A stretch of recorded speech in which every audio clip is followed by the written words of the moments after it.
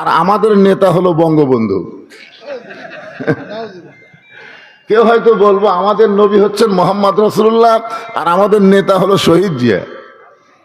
মুসলমানের দাবি করার পরে আল্লাহর নবী ছাড়া অন্য কাউকে নেতা মানা যাবে না। যদি মানেন তো কবরত যা ধরা খাবেন। আচ্ছা, কবরত যা ধরা খালে তার অবস্থাটা কি হবে চিন্তা করে দেখেন। তো এখন এমন সময় হয়তো ওমর ফারুক মসজিদের মধ্যে ঢুকতেছেন, কিন্তু ঢোকার সময় আবু বকর রাদিয়াল্লাহু দেখে বলতেছেন, ভাইজান আপনি অনেক আগেই মসজিদে আইছেন, ভিতরে না ঢুকে দরজাত কি করতেছেন? আবু বকর বলে, ওমর একটাবার ভিতর দিকে লক্ষ্য করে দেখো। ওমর ফারুক ভিতর দিকে লক্ষ্য করে দেখতেছে, হোসাইন দাড়ি ধরে টান মারতেছে আর হাসান মাথার টুপি খুলে ফেলে দিচ্ছে। এই দৃশ্য দেখার পরে ওমর ফারুক বলতেছেন, এই দুইটা সন্তান বড় বেদব হয়ে গেছে। এই দুইটা সন্তান কি হয়ে গেছে? বেদব হয়ে গেছে, সব সময় নবীকে কষ্ট দেয়। আচ্ছা, আবু বকর কি বললেন আর ওমর কি বলতেছেন? অথচ আল্লাহ রাসূল বলেছেন, ইন্নী বুইসতু মুআল্লিমান, নিশ্চয় আল্লাহ আমাকে শিক্ষক করে দুনিয়াতে প্রেরণ করেছে, লিউতাম্মিমা মাকারিমাল আখলাক, আর আমার যারা ছাত্র হবে তারা চরিত্রের গোল্ডেন এ প্লাস পাবে। জোরে কান সুবহানাল্লাহ। আবু বকরের মতের সাথে ওমর ফারুকের মতের মিল নাই। আবু বকর বলতেছেন আমার নবী হলেন পৃথিবীর শ্রেষ্ঠ নানা, আর ওমর ফারুক বলতেছেন এই দুইটা সন্তান বড় বেয়াদব। সঙ্গে সঙ্গে আবু বকর শাহাদাত আঙ্গুলি তুলে বললেন, ওমর যে কথা একটা বার বলেছ এই কথার দ্বিতীয়বার বলো না। তুমি যে দুইটা সন্তানকে বেয়াদব বলেছো একবার, কিন্তু দ্বিতীয়বার তাদের বলো না। ওমর ফারুক বললেন, আবু বকর ভাই আমার দোষ কোন জায়গায়? আবু বকর বললেন, ওমর তুমি যে দুই সন্তানকে বেয়াদব বলতেছো তাদেরকে তুমি চিনো? তুমি যে দুইটা সন্তানকে বেয়াদব বললা যে হাসান হোসেন বেয়াদব হয়ে গেছে, এই দুইটারে তুমি চিনো? তো ওমর ফারুক বলেন, আবু বকর ভাই চিনবো না কেন, এরা হলো আলী আর ফাতেমার সন্তান। আবু বকর বললেন, শুধু আলী ফাতেমার সন্তান বললে হবে না, এদের আরো পরিচয় আছে। ওমর ফারুক বললেন, এদের আর কি পরিচয়? আবু বকর বললেন, ওমর তুমি কত বছর বয়সে ঈমান গ্রহণ করছো? ওমর ফারুক বললেন, আমি 27 বছর বয়সে ঈমান গ্রহণ করছি। আবু বকর বললেন, ঈমান গ্রহণ করার আগে তুমি কি ছিলে? ওমর ফারুক বললেন, ঈমান গ্রহণ করার আগে আমার চাইতে খারাপ মানুষ পৃথিবীতে কেউ ছিল না, যিনি নবীকে নাঙ্গা তরবারে হাতে নিয়ে হত্যা করার জন্য রওনা দিয়েছিল। জোরে কোন কথা ঠিক না? আবু বকর বললেন, ওমর আমিও 35 বছর বয়সে ঈমান গ্রহণ করেছি। শুনে নাও ওমর, ঈমান গ্রহণ করার আগে তুমি কাফের ছিলা, আমি আবু বকর কাফের ছিলাম। তাহলে হিসাব করে দেখো, তোমার হায়াতের 27 বছর তুমি কুফরে হালে কাটাইছো, আমার হায়াতের 35 বছর আমি কুফরে হালে কাটাইছি। আর যে দুইটা সন্তানকে তুমি বেয়াদব বলতেছো এরা জন্মসূত্রে জান্নাতি হয়ে জন্মেছে। ওমর ফারুক বলে, আবু বকর ভাই এই খেয়াল তো আমি কোনোদিন করি নাই, আজকে আপনারা খেয়াল করেন, জন্মসূত্রে আমরা মুসলমান হয়ে জন্ম নিয়েছি। সুবহানাল্লাহ বলে, কত বড় ভাগ্যবান যে আল্লাহ আমাদের হিন্দু বৌদ্ধ খ্রিস্টানদের ঘরে না পাঠায়া সরাসরি আল্লাহ আমাদেরকে মুসলমানের ঘরে পাঠাইছেন। এখান থেকে বুঝতে হবে আল্লাহ আমাদের প্রতি খুশি আছে, রাজি আছে। রাজি না থাকলে মুসলমানের ঘরে আমাদেরকে কবুল করতেন না। জোরে কোন কথা ঠিক কিনা? তো জন্মসূত্রে মুসলমানের ঘরে কবুল হওয়াতে খুশি না বেজার? তাহলে জবান খুলে বলি আলহামদুলিল্লাহ। আছেন আমার মুক্তার, আছেন আমার বারিস্টার, শেষ বিচারের হাইকোর্টেতে তিনি আমায় করবেন পার। আমি পাপী তিনি জামিনদার, আমি পাপী তিনি জামিনদার। এই তিনি কি সবাই কর পারতেছে না। আরে পাগলা, কোনো কালে যদি আমরা ঠেকে যাই, ঠেকে যাও বোঝেন না? অনেকে বলেন, এই আমার মোবাইল নম্বর রাখ, আমার মোবাইল নম্বর রাখ, কোনো সময় তুই যদি ঠেকে যাস আমার কল করিস। তখন কি কয়, আমার এমপি আছে রে, আমার চেয়ারম্যান আছে, ওসি সাহেব আমার হাতের লোক। আল্লাহ যখন হাকিম হয়ে আমাদেরকে আসামি বানায় বিচার শুরু করবেন। ওই সময় আমাদের নবী আমাদের উকিল হবেন, ব্যারিস্টার হবেন, আমাদেরকে সুপারিশ করে জান্নাতে পৌঁছায় দিবেন। এমন নবীর উম্মত হওয়াতে খুশি না বেজার? তাহলে জবান করে আর একবার বলি আলহামদুলিল্লাহ। এখন আসেন যে কোরআন থেকে আপনারা আলোচনা শুনবেন, তাফসীরুল কোরআন মাহফিল, এই কোরআন থেকে আমি দুটো আয়াত আপনাদের সামনে তেলাওয়াত করেছি। প্রথম আয়াত হচ্ছে ফাযকুরুনি আযকুরুকুম ওয়াশকুরু লি ওয়ালা তাকফুরুন। এই আয়াতের বাংলা অর্থ হলো যে আল্লাহকে জিকির করে আল্লাহ তার জিকির করেন। ফাযকুরুনি আযকুরুকুম, বুঝতেছেন না? আমরা আল্লাহর জিকির করি, আল্লাহ আমাদের জিকির করেন। এই জিকির মানে কি? আমাদের বাংলাদেশে কিন্তু একটা জাকের পার্টি আছে, জোরে কোন কি পার্টি? আপনারা জাকের পার্টির নাম শোনেন না?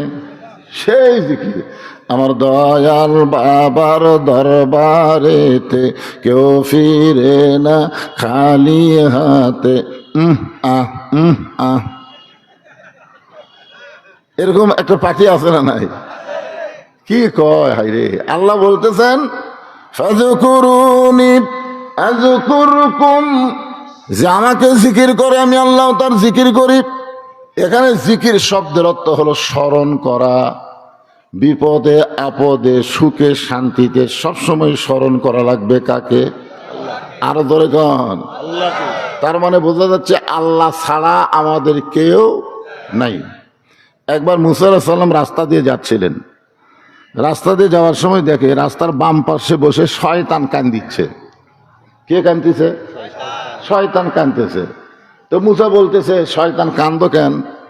বলে আমাকে তো আল্লাহ বার করে দিছে, আল্লাহর এরিয়ার মধ্যে রহমতের মধ্যে আমাকে আর ঢোকার চান্স নেই, আমাকে মারদুত মানে বার করে দিছে, যা তুই বার হয়েছা।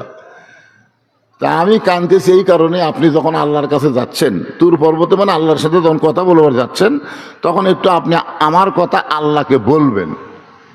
তো মুসা আলাইহিস সালামকে বলতেছে কি বলবো?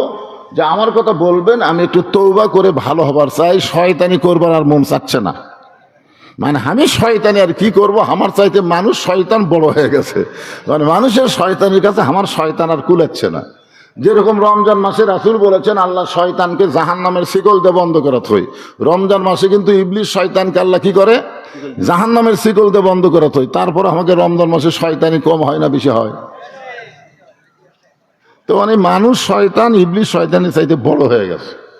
যার কারণে বলতেছে আপনি যখন যাচ্ছেন আল্লাহর কাছে আমার কথা একটু বলবেন, আল্লাহ যেন আমাকে মাফ করে দেয়, আমি তওবা করে ভালো হবার চাই। মুসা আলাইহিস সালাম বলতেছেন শয়তান তুই যদি তওবা করে ভালো হোস তাহলে আর তো কোনো টেনশনই নাই, কারণ শয়তান ভালো হয়ে গেলে দুনিয়ার মানুষ এমনি ভালো হবে। তো মুসা আলাইহিস সালাম তুর পর্বতে গিয়া আল্লাহর সঙ্গে কথাবার্তা বলতেছে। কথাবার্তা বলতে বলতে একসময় মুসা নবী বলতেছে আল্লাহ এখন আমি যাই। তা আল্লাহ বলতেছে তুমি মনে হয় আর কিছু বলবা? না, আমার আর বলার কিছুই নাই। তা আল্লাহ বলতেছে মুসা তোমাকে যে শয়তান বললো, আল্লাহ আপনার সাথে কথা বলতে বলতে শয়তানের কথা আমার মনই নাই। মাগরিবের নামাজের পরপরই আইছি, কারণ এখন বৈশাখ মাস। আল্লাহ যে আপনাকে আসমান ভালো রাখছে এটা আল্লাহর রহমত, ঠিক কিনা বলেন? কারণ যে হারে চারিদিকে শুরু হয়েছিল আল্লাহ রহম করছে। পিছনে যারা দাঁড়িয়ে আছেন ভাইজান, আমি কেউ অচেনা বক্তা না, না না, অনেকে মনে করছে যে ঢাকার থেকে বক্তা আসছে রে, কি কোতে কি কয়। আমি হলাম আপনাদের পকেটের বক্তা, জোরে কোন কথা ঠিক কিনা? আপনারা বলেন তো কার পকেটে আমার ওয়াজ নাই? আপনাদের আদমদিগির বহু লোক আমাকে কয় হুজুর আপনার ওয়াজ না দিলে আমার ঘুমই ধরে না, মানে ঘুমানোর সময় আমার ওয়াজ দিয়া তারপরে ঘুম পাড়ে। আরে মা বোনেরা তো আমার ওয়াজের সেই পাগলি, একে বসার ব্যবস্থা করছেন নাকি? মা বোনদের বসার? আচ্ছা মাশাআল্লাহ। এই মায়ের এই জোরে কথা বলা যাবে না, চুপ করে ওয়াজ শোনা লাগবে। তো মুসা বলতেছে আল্লাহ শয়তানের কথা আমার মনেই নাই। আল্লাহ বলতেছে মুসা শয়তান যখন আবার তোমাকে ধরবে তুমি বলে দিও আমি আল্লাহ শয়তানের তওবা কবুল করব, তবে তওবাটা হলো আদমের কবরের কাছে গিয়ে যদি একটা সেজদা করে তাহলে আমি আল্লাহ শয়তানকে মাফ করে দেব। যখন আদম জীবিত ছিল তখন তো করেনি, সেজদা না করার কারণেই তো শয়তান হয়ে গেছে নাকি? তো এখন যখন আদম দুনিয়াতে নাই, তো আদমের কবর আছে, ওই কবরে যায় খালি একটা সেজদা দিলেই আমি আল্লাহ শয়তানকে মাফ করে দেব। তো মুসা আলাইহিস সালাম যখন আসতেছে তুর পথে ফিরে, তখন শয়তান বলতেছে, আল্লাহ নবী মুসা আমার খবর কি? বলে তোমার কথা আমাকে আল্লাহ বলার মনেই নেই, বরং আল্লাহ পাকে আমাকে জানায় দিল শয়তান যদি তওবা করতে চায় তাহলে আদমের কবরে যেন একটা সেজদা দেয়। শয়তান বলতেছে বাঁচা থাকতেই দেইনি, আর মরা মানুষের কবর সেজদা দেব? এই কথা বলার পিছনে কারণ হলো ফাযকুরুনি আযকুরকুম, আল্লাহ বললেন যে আমাকে স্মরণ করে আমি আল্লাহ তাকে স্মরণ করি। আল্লাহর একজন মস্ত বড় পয়গাম্বর, নাম হলো নূহ নবী। জোরে বলেন নাম কি? শুকনা জায়গায় একটা নৌকা তৈরি করতেছেন। শুকনা জায়গায় নৌকা তৈরি যখন করে, এমন সময় এক বুড়ি মানুষ লাঠিতে ভর দেশে বলে, বাবা নূহ, এই শুকনা জায়গায় নৌকা বানানোর কারণ কি? নূহ বললেন, বুড়িমা, বন্যা নামক একটা গজব হবে, যে গজবে গোটা পৃথিবী ধ্বংস হয়ে যাবে। গোটা পৃথিবী পানির তলে 40 দিন পর্যন্ত ডুবে থাকবে, এমনকি পাহাড় পর্বত পর্যন্ত বন্যার পানিতে ডুবে যাবে। এই নৌকার মধ্যে যারা জায়গা পাবে কেবলমাত্র তারাই জীবিত থাকবে। সুবহানাল্লাহ বলেন। বুড়ি বলতেছে, বাবা নূহ, এত বড় বন্যার গজবে সবাই যদি নৌকায় উঠতে চায় তাহলে তোমার ছোট্ট নৌকার মধ্যে কি সবার জায়গা হবে? নূহ বললেন, বুড়িমা, এ নৌকায় ওঠার শর্ত হলো আল্লাহর বান্দা বান্দি যারা, ইমানদার বান্দা বান্দি যারা নৌকার মধ্যে জায়গা পাবে তারা। সঙ্গে সঙ্গে বুড়ি বললেন, বাবা, আমি তাহলে ইমানদার বান্দি হবার চাই। নূহ বললেন, তাহলে আমার সঙ্গে পড়েন, লা ইলাহা ইল্লাল্লাহু নূহ নবিয়ুল্লাহ। নূহ নবী বলতেছে, বুড়িমা, আপনার আর কোনো টেনশন নাই, আপনার আর কোনো টেনশন নাই। বন্যা গজব যখন শুরু হবে আমি আপনার হাত ধরে নৌকায় উঠায় নেব। সঙ্গে সঙ্গে বুড়ি বললেন, আলহামদুলিল্লাহ। আচ্ছা, নৌকায় হাত ধরে কে তুলবে, আল্লাহ না নূহ? এই দরকার কে তুলবে? আল্লাহ তুলবে। নূহ বলতেছে, বন্যা গজব যখন শুরু হবে আমি তখন তোমাকে হাত ধরে নৌকায় উঠাই নেব। বুড়ির উচিত ছিল প্রশংসা করা, বাবা নূহ, তুমি অত্যন্ত ভালো মানুষ বাবা, বিপদের সময় তুমি আমাকে হাত ধরে নৌকায় উঠাবা।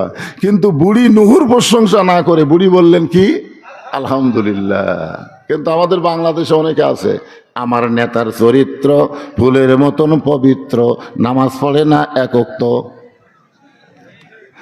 এরকম প্রশংসা করার চান্স আছে না নাই? জোরে কেন আছে না নাই? কোন নেতার প্রশংসা করা যাবে না, একমাত্র একজন নেতা। লাকাদ কানা লাকুম ফি রাসূলিল্লাহি উসওয়াতুন হাসানা। আল্লাহ বলেছেন, সফলতা যদি অর্জন করতে চাও তাহলে দুনিয়ার সমস্ত পানসা নেতা বাদ দিয়া মুহাম্মদ রাসূলকে তোমাদের আদর্শের নেতা হিসাবে গ্রহণ করে না।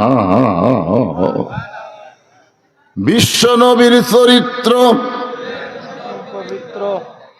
এটা বলতে ম্যান ম্যান ম্যান ম্যান করতেছেন। আল্লাহ কোরআনে বলেছেন, ও ইন্নাকা লা আলা খুলুকিন আযীম, আমার নবীর চরিত্র হলো মহান চরিত্র। আল্লাহর আজিম নাম নবীর চরিত্রের মধ্যে ঢুকাই দিয়েছেন। এই জন্য যেই বলবো বিশ্ব নবীর চরিত্র, আপনার বলবেন ফুলের চাইতেও পবিত্র। বিশ্ব নবীর চরিত্র এই যে আপনার এখানে বললেন, এখানে অনেক ফেরেশতা আছে।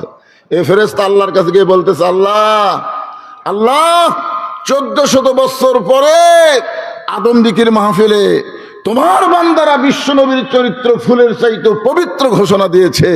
আল্লাহ বলে, ফেরেশতা, তাদের নামগুলো লিস্টি করে জান্নাতের খাতায় লিখে দাও। আপনি মনে করতেছেন নামাজ দিয়া, রোজা দিয়া, হজ দিয়া আপনি জান্নাতে যাবেন? সামান্য একটা ওসিলাই আল্লাহ আপনাকে জান্নাত দিবার পারে। জোরে কোন কথা ঠিক কিনা? হ্যাঁ।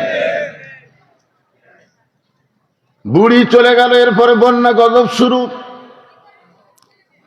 গোটা পৃথিবী বন্যার গজবে ডুবে গেল, এমনকি হিমালয় পাহাড় পর্যন্ত বন্যার নিচে 40 দিন থাকলো। এক সময় আল্লাহ তাআলা পানি কমে দিল, নূহ নবীর নৌকা যদি পর্বতের কিনারায় ভিড়ে গেল। আল্লাহ ডাক দেবে, নূহ খবর কি? নূহ বলতেছে, নৌকার মধ্যে যারা জীবিত আছে তারা, নৌকার বাহিরে যারা ধ্বংস হয়েছে তারা। কথা তো ঠিকই বলছে, নৌকার ভিতরে যারা জীবিত আছে তারা, নৌকার বাহিরে যারা ধ্বংস হয়েছে তারা। আল্লাহ বলে, নূহ বুড়িটার খবর কি? নূহ বলতেছে, আল্লাহ আমার মনই নেই। চিন্তা করছেন, একটা বিপদে পড়লে একটা নবী পর্যন্ত ভুলে যায়, আর কতগুলা পাগলা কয়, হুজুর আমার কোনো টেনশন নাই, আমি পীর ধরছি হুজুর, আমি পীর ধরছি। পীর ধরছো?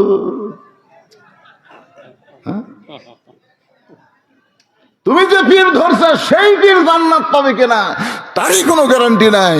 প্রত্যেকটা নবীরা হলো জান্নাতি, কুল্লু নাবিউন মাসুমাইন, প্রত্যেকটা নবীরা হলো বেগুনাহ। জোরে কোন সুবহানাল্লাহ। নূহ সেই বুড়ি ধরে নৌকা তুটাবি, আর নূহ বলতেছে, আল্লাহ আমার মনই নেই। আল্লাহ বলে, নূহ তাহলে বুড়িটার খবর কি? নূহ বলতেছে, দুনিয়ার ধ্বংস সবাই হয়ে গেছে, তাহলে বুড়িটাও ধ্বংস। আল্লাহ বলে, নূহ আজগুবি কোনো কথা বলা যাবে না, কথা বলতে গেলে তদন্ত করে কথা বলা লাগবে। আপনারা এলাকার মানুষ কি কোন আজগুবি? আজগুবি বোঝেন? আজগুবি মানে অজাতা। অজাতা মানুষ কথা কয় যে বুঝবি সেটা এত টেকাইলে কি করে রে।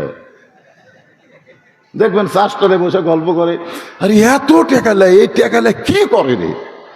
আপনারা বলেন তো, এই কথা কিন্তু আজগুবি কথা। যদি আপনারা তদন্ত করেন, যদি আপনারা দেখেন তো এই টাকাগুলো নিয়ে বলুসিদ কি করে, তাহলে তদন্ত করতে গিয়ে তাকে দাওয়াত দিবার যান, যাই দেখবেন তাই মসজিদ, মাদ্রাসা, এতিমখানা, এমনকি সাইদি হুজুরের নামে এবার একটা অডিটোরিয়াম তৈরি করা হয়েছে। এইগুলো করতে গিয়ে পৃথিবীর কারো কাছ থেকে একটা টাকাও দান সদ্গা নেওয়া হয়নি। সমস্ত টাকা হলো আপনার ওয়াজের পরে যে টাকা দেন, সেই টাকা দিয়ে আমি মসজিদ, মাদ্রাসা, এতিমখানা চালাই। তাহলে এটা তদন্ত করার দরকার আছে না নাই? জোরগান আছে না নাই?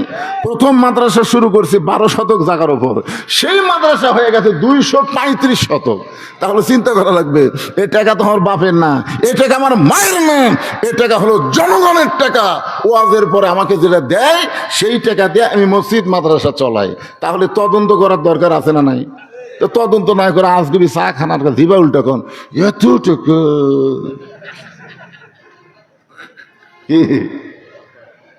আল্লাহ বলেন, নূহ আজগুবি কোনো কথা বলা যাবে না, কথা বললে তদন্ত করে কথা বলতে হবে।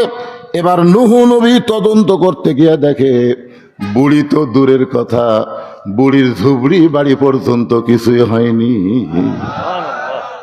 বন্যার গজবে গোটা পৃথিবী ধ্বংস, অথচ বুড়ি তো দূরের কথা, বুড়ির ঝুবড়ি ভাঙ্গা বাড়ি পর্যন্ত কিছুই হয় নাই। নূহ নবী চমকে ওঠে ডাক দিলেন, বুড়িমা। সঙ্গে সঙ্গে বুড়ি টোপলা নিয়ে হাজির। টোপলা টোপলা।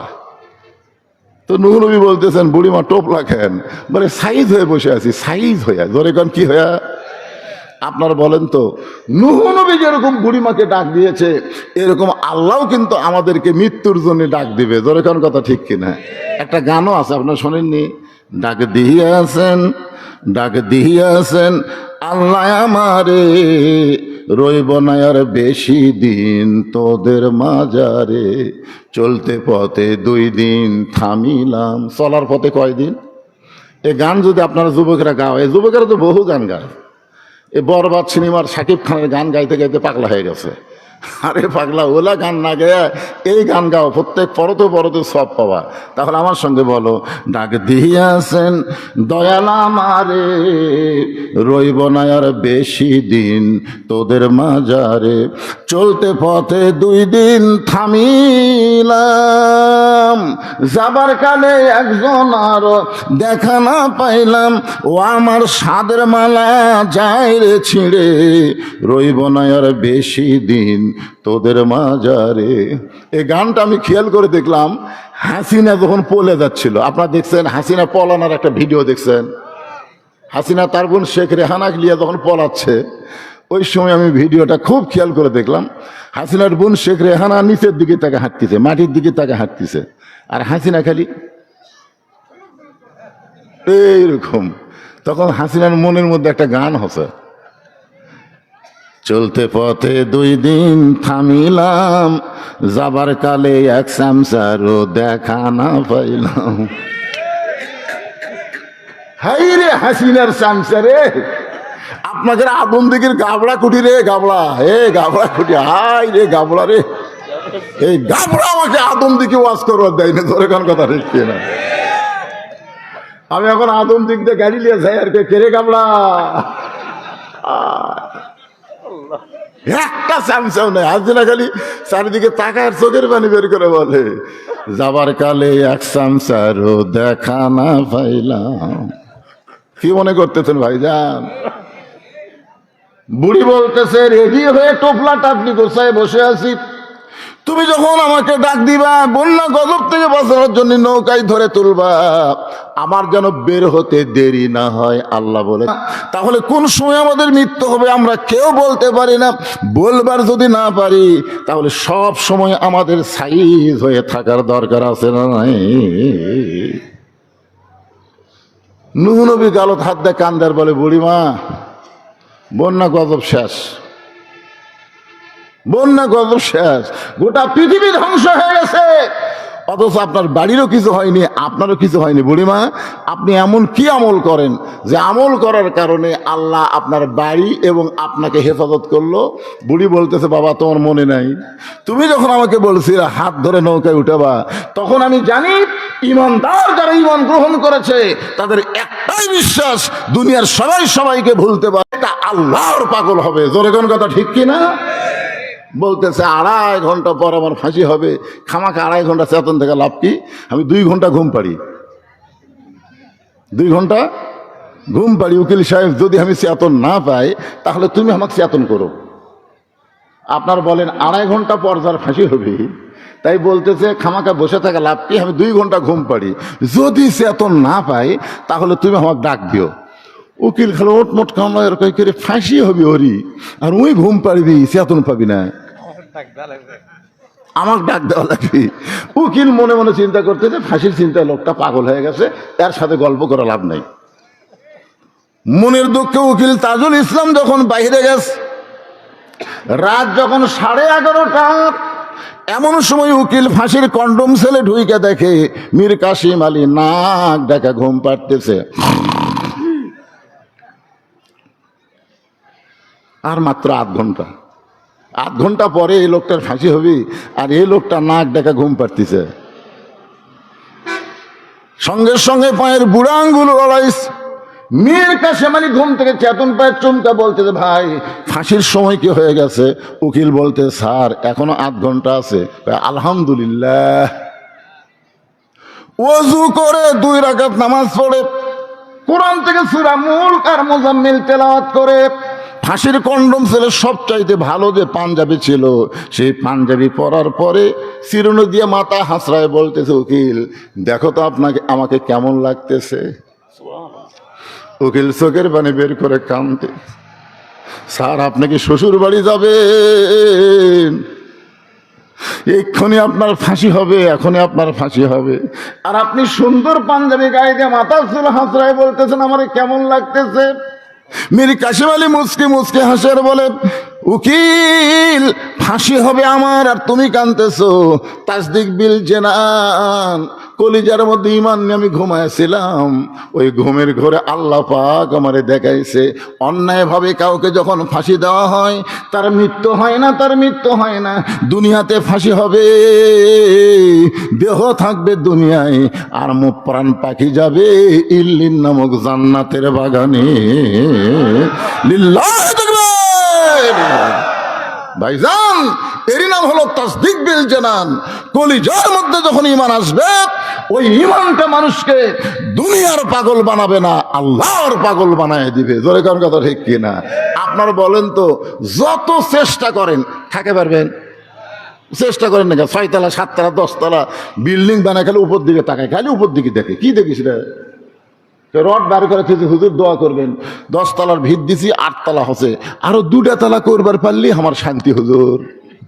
আর 2 কান্দের ফেরেশতা আল্লাহ এই শয়তানের কান্দ থাকো না, এই শয়তানের কান্দ থাকবো না, কারণ এক যাওয়া লাগবে নিচের দিকে আর ওই দেখে উপর দিকে, এ তো পুরো শয়তান হয়ে গেছে। কলিজার মধ্যে যখন ঈমান থাকবে, এই মানুষটা কোনো সময় উপর দিকে তাকাবে না, নিচের দিকে তাকায় তাকায় হাঁটবে। জোরে কোন কথা ঠিক কি না?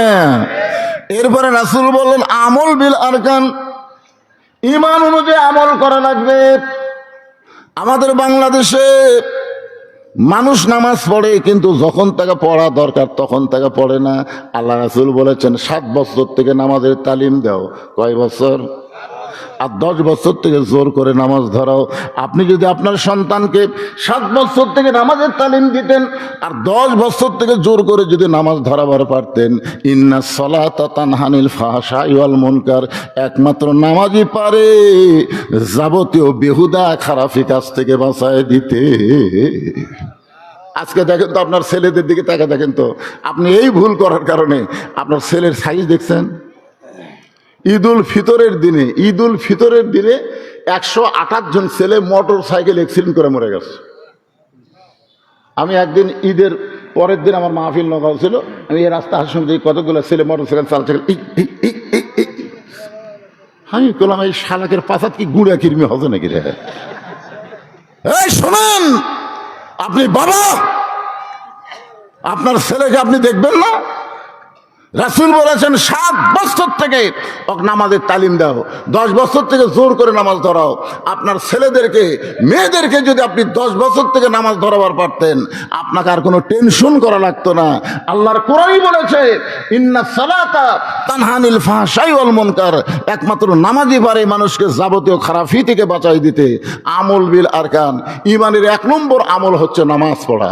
যার নামাজ নাই তার ঈমান নাই। মনোযোগ দিয়ে শুনবেন, লা সালাতা লা ঈমানা, যার নামাজ নাই তার কি নাই?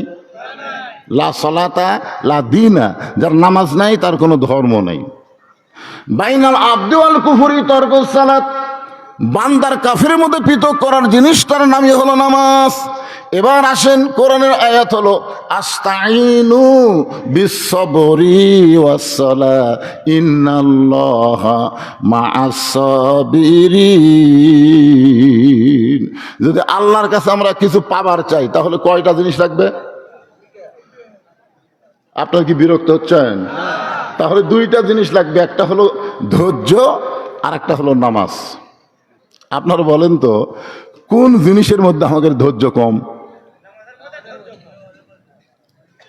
দেখবেন যে ঘন্টার পর ঘন্টা চা খাচ্ছে, একবারও ঘড়ি দেখে না। আর মসজিদের মধ্যে ঢোকার পরই 5 মিনিট পরে জামাত হবি, ওই 5 মিনিটের মধ্যে ওই 5 বার ঘড়ি দেখবে, পারবার।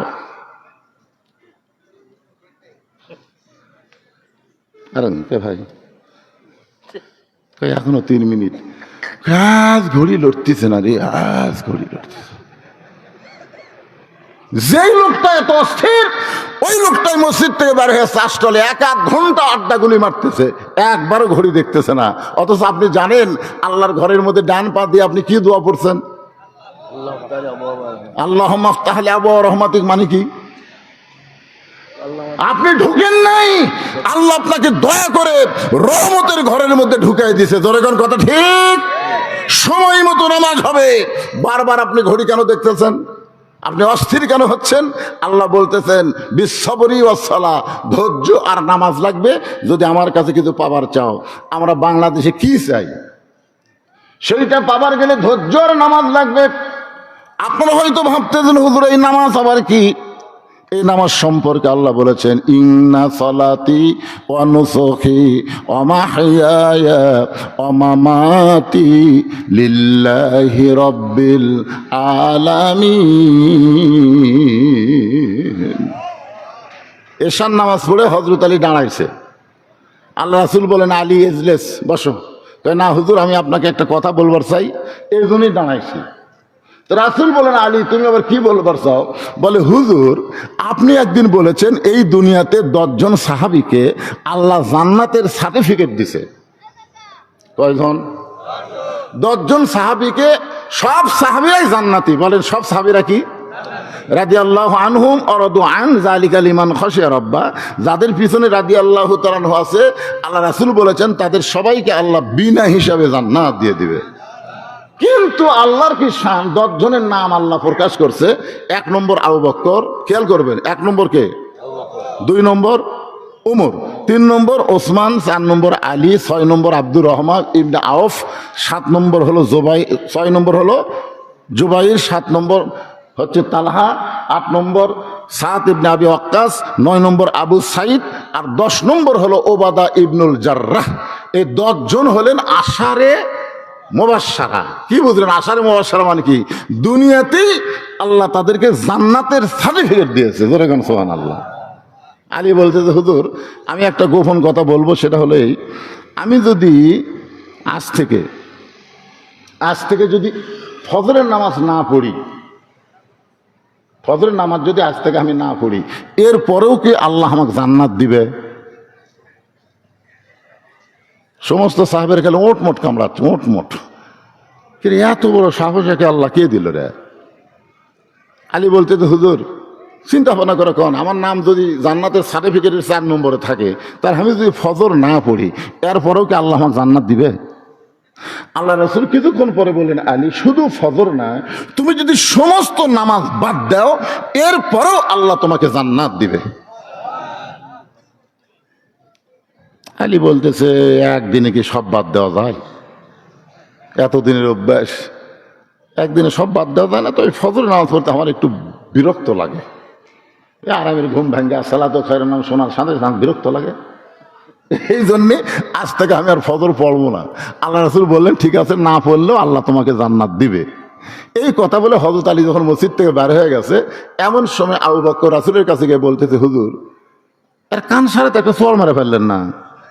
এত বড় একটা খারাপ কথা বললো যে আজ থেকে ফজর নামাজ পড়বো না। রাসূল বলেন, আবু বকর, তোমার কানটা আমার মুখের কাছে দাও, আমি আসল কথা বলি। আবু বকর রাদিয়াল্লাহু যখন নবীর মুখের কাছে কান দিয়েছে, নবী ফিসফিস করে বলতেছে, নামাজ যদি জান্নাতের জন্য হয় তাহলে আলী নামাজ বাদ দিবে, আর নামাজ যদি আল্লাহর জন্য হয়, আমি রাসূল বলতেছি গোটা দুনিয়া বাদ গেলেও আলী এক ওয়াক্ত নামাজ বাদ দিবে না। এখন তুমি বলো আবু বকর, নামাজ কি জান্নাতের জন্যে না আল্লাহর জন্যে? তো বলতেছে আল্লাহর জন্যে। তা আলী কি বলছে? নামাজ না পড়লেও যদি জান্নাতে যাওয়া যায়, পড়বো না। হযরত আলী তাড়াতাড়ি বাড়ির দরজায় গিয়ে ডাক দিলেন, হাসান হোসেনের মা, রে নবীর মেয়ে ফাতেমা।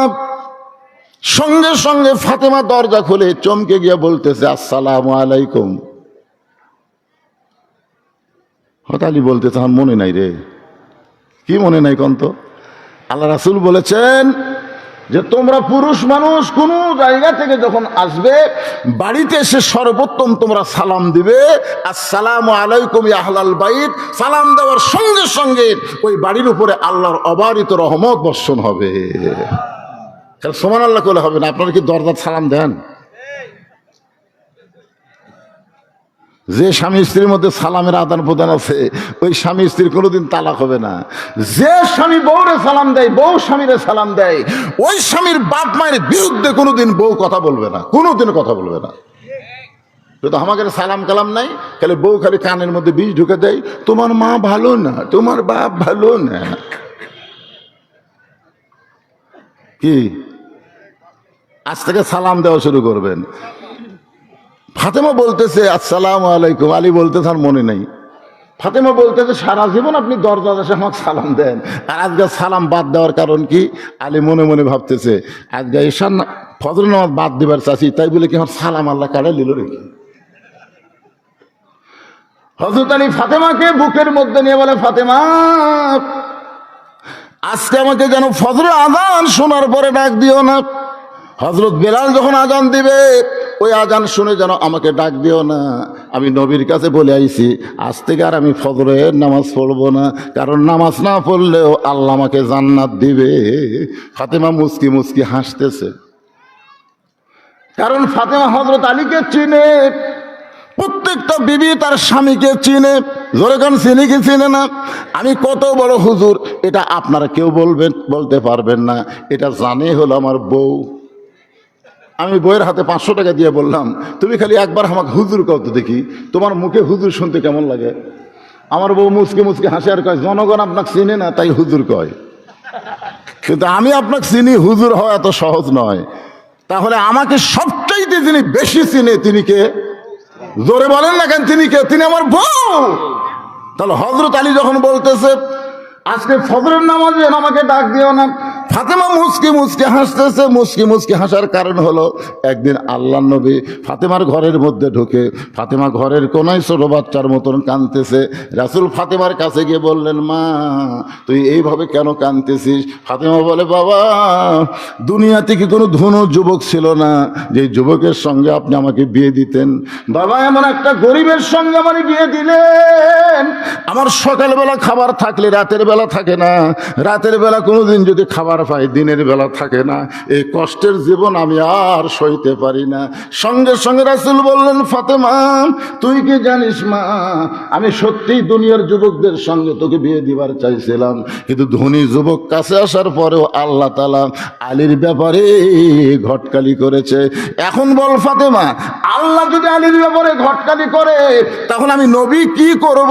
সঙ্গে সঙ্গে ফাতেমা বলতেছে, বাবা আল্লাহ যদি আলীর ব্যাপারে ঘটকালি করে থাকে তাহলে শত কষ্টের মধ্যেও আর আমি কষ্ট পাবো না। রাসূল বলেছে, ফাতেমা তোর একটা কথা বলি। বলে কি কথা? হলো যে আল্লাহর পরে কাউকে যদি সেজদা দেওয়ার হুকুম থাকতো তাহলে প্রত্যেকটা বিবিকে বলতাম স্বামীর পায়ে সেজদা করো। ফাতেমা আল্লাহর পরেই আলী হচ্ছে তোমার কাছে সব চাইতে দামি। জোরে কান সুবহানাল্লাহ। সেদিন থেকে ফাতেমা বুঝবার পারছে তার স্বামী সাধারণ কোনো মানুষ নয়। বলে ঠিক আছে, ফজর নামাজ যখন পড়বেন না তাহলে আপনাকে আদর করে আমি ঘুমায় দেই।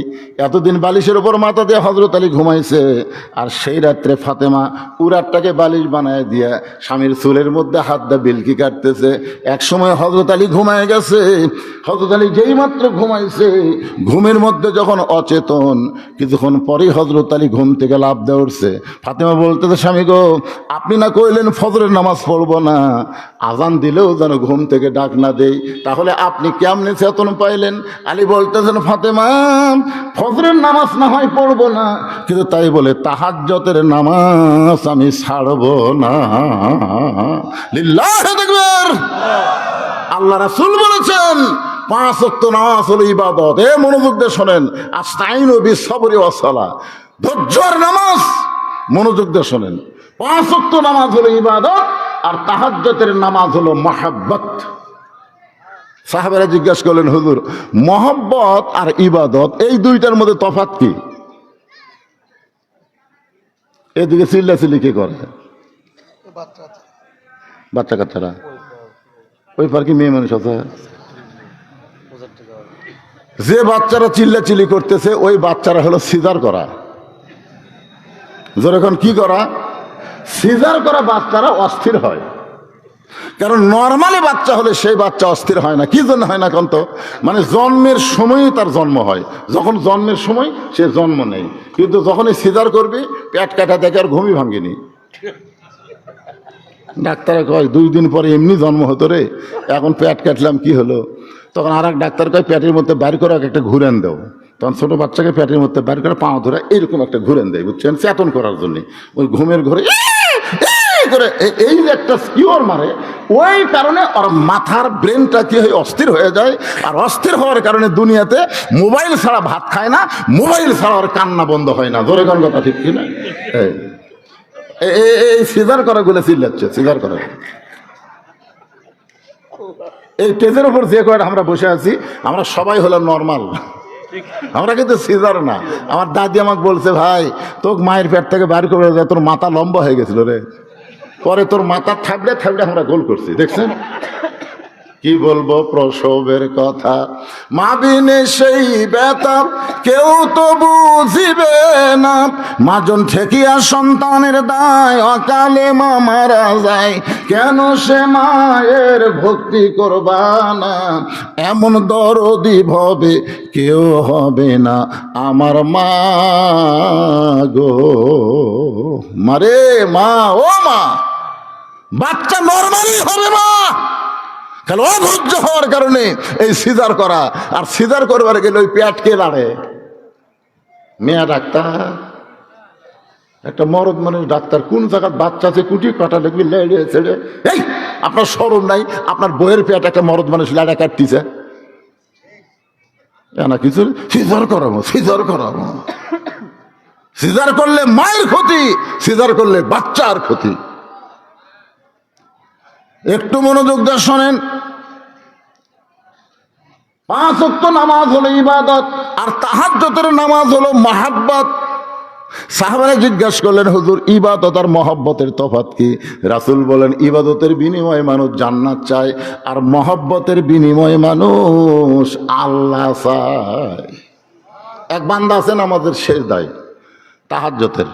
কোন নামাজ? আল্লাহ ডাক দেয়, বলে তুই যতই নামাজ পড় আর সেজদা কর, তোর ঠিকানা হলো জাহান্নাম। যেই বলছে তুই যতই নামাজ পড়ার সেজদা কর, তোর ঠিকানা হলো জাহান্নাম, ওই বান্দা সেজদা থেকে মাথা তুলে বলতেছে আলহামদুলিল্লাহ আলহামদুলিল্লাহ।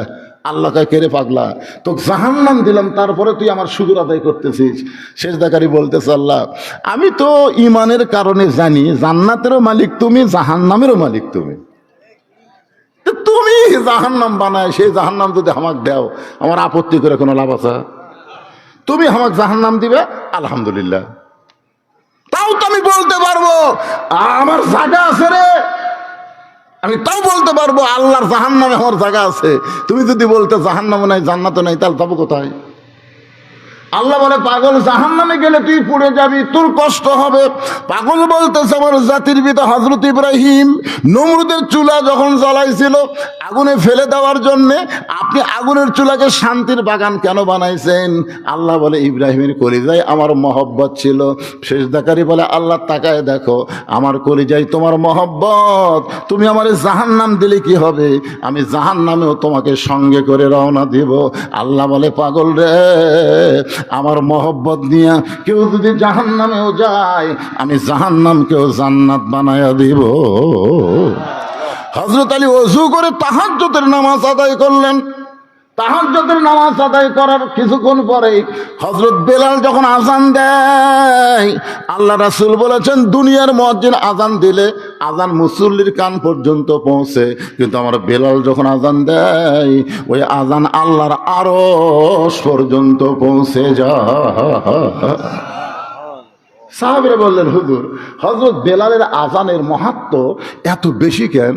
আল্লাহ রাসূল বললেন, সাহাবীরা তোমরা তো তখন কেউ ছিল না, মাত্র 6 নম্বর সাহাবীর নাম হলো বেলাল। মাত্র কয় নম্বর? 6 নম্বর সাহাবীর নাম হলো বেলাল। এই বেলাল যখন ঈমান গ্রহণ করছে, শুধুমাত্র ঈমান গ্রহণ করার অপরাধে বেলালকে সারা দিন ওরা মারছে। শুধু মারে নাই, বুকে পাথর চাপা দিয়ে রাখছে। এরপরও বেলাল যখন আল্লাহ ছাড়ে নাই, মুখের ভিতর হাত দিয়ে জিহ্বা টেনে বের করে ওই জিহ্বার মধ্যে কাফেরেরা পেরেক ঢুকাই দিছে। এই এক দিক দিয়ে পেরেক ঢুকাইয়া আর এক দিক দিয়ে বের করে দিছে। এরপরও বেলাল আমার আল্লাহকে ছাড়ে নাই। আবু বকর বেলালকে মুক্ত করে নবীর কাছে যখন নিয়ে আসে, নবী বেলালের জিহ্বা দেখে অনেক দূর পর্যন্ত বার হয়ে গেছে। রাসূল নিজের হাত দিয়ে বেলালের জিহ্বার কাঁটাগুলো বের করে জিহ্বার আগায় একটা চুমু দিলেন, সঙ্গে সঙ্গে জিহ্বা পূর্বের আকারে মুখের মধ্যে ঢুকে গেলেন। রাসূল বেলালের কপালে চুমাতে বললেন, বেলাল তুমি কি চাও? বেলাল বলে, ইয়া রাসূলুল্লাহ, আস্তে আস্তে আল্লাহ বলার কারণে আমাকে এত মারছে, একদিন সময় সুযোগ মতো আমি সে আল্লাহকে সবার কাছে পৌঁছায় দিবার চাই। রাসূল বলে, সাহাবীরা এই জন্য বেলাল যখন আযান দেয়, শুধু দুনিয়ার কোন মুসলমানের কানে না, আল্লাহর আরশ পর্যন্ত বেলালের আযান পৌঁছে যায়। জোরে গান সুবহানাল্লাহ। সেই হযরত বেলাল যখন বলতেছে, আসসালাতু খায়রুম মিনান নাওম, সঙ্গে সঙ্গে হযরত আলী হাব্বা জাব্বা পাগড়ি পরে বাড়ির থেকে বের হচ্ছে। ফাতেমার সামনে দাঁড়ায় বলতেছে, আপনি না আমার বাবার কাছে কই আইছেন ফজর নামাজ পড়বেন না? আপনি আমার কাছে আসাই বললেন যে ফজর নামাজ পড়বো না, নবীর কাছে কই আইছি, তো এখন আবার এরকম সাইজ হয়ে কোথায় যাবেন? আলী বলতেছে, ফাতেমা আমি বলেছি ফজরের নামাজ পড়বো না, তাই বলি কি নামাজ পড়া দেখা যাবে না? আমি এতদিন ভিতরে ঢুকে নামাজ পড়েছি, আজকে বাইরে থেকে দেখব কিভাবে নবীর সাহাবীরা নামাজ পড়ে, আমি একটু পড়া দেখবার চাই। ফাতেমা দেখলো স্বামীর সাথে তর্ক করে লাভ নাই, কারণ রাসূল বলেছেন, আনা মাদিনাতুল ইলমে ওয়া আলী ও বাবুহা। ফাতেমা শোনো, আমি নবীর যত এলেম আছে সমস্ত এলেম একে একে হযরত আলীর ভিতরে আল্লাহ দিয়ে দিচ্ছে। জোরে কোন সুবহানাল্লাহ। আমি হচ্ছে এলেমের শহর, আলী হচ্ছে তার দরওয়াজা। এখন হযরত আলী ফজরের নামাজ দেখার জন্য বাইরে ঘুরতেছে। সমস্ত সাহাবারা মসজিদ নববীর মধ্যে ঢুকে নামাজ শুরু করে দিয়েছে। হযরত আলী বাহির থেকে দেখতে দেখতে হঠাৎ দেখতে পাই বারান্দায় আবু যর গিফারি ফজরের 2 রাকাত সুন্নত নামাজ পড়তেছে। আল্লাহর বান্দা হযরত আলীর সবচাইতে নিকটতম বন্ধুর নাম কি?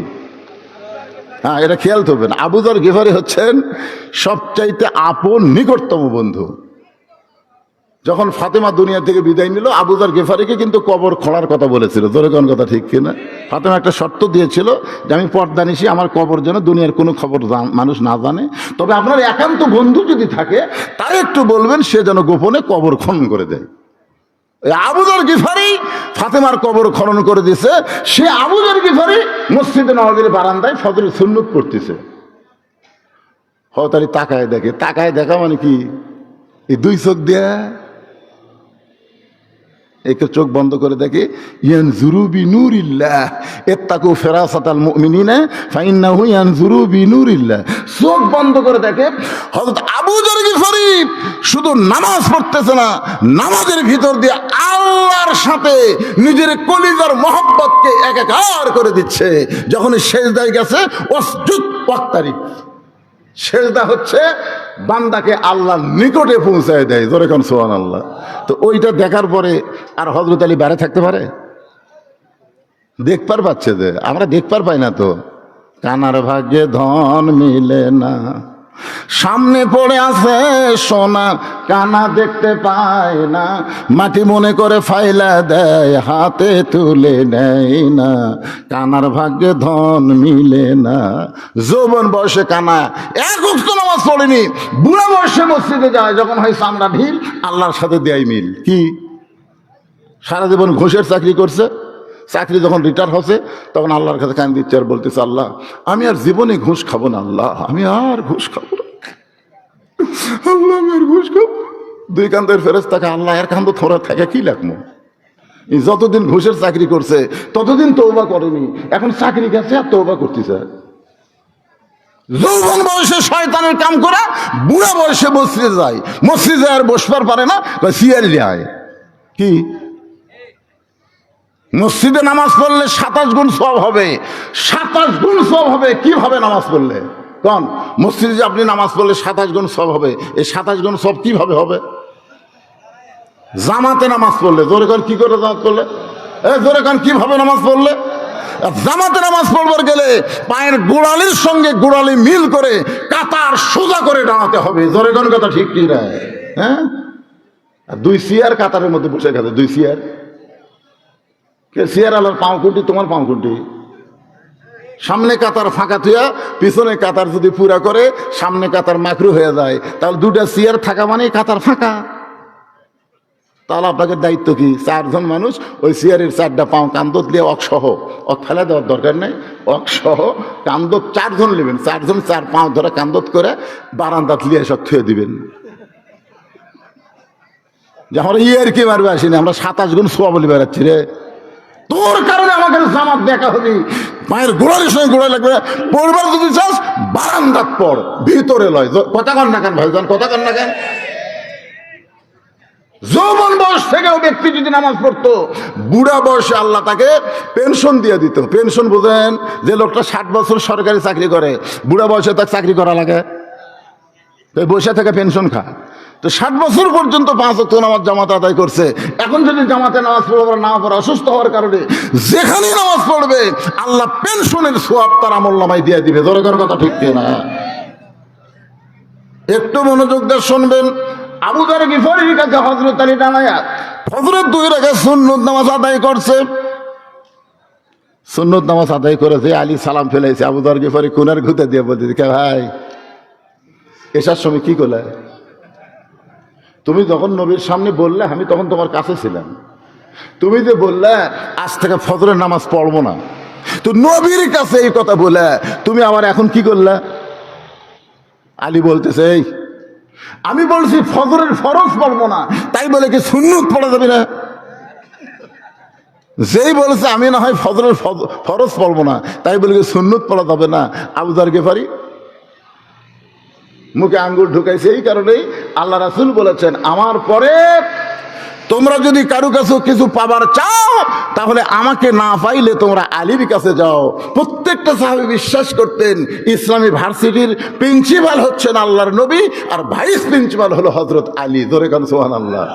আপনারা ইসলামের খেলাফতের নিয়মটা দেখবেন। আল্লাহ রাসূল যখন মদিনার রাষ্ট্রপতি ছিল তখন শিক্ষামন্ত্রী ছিলেন হযরত আলী।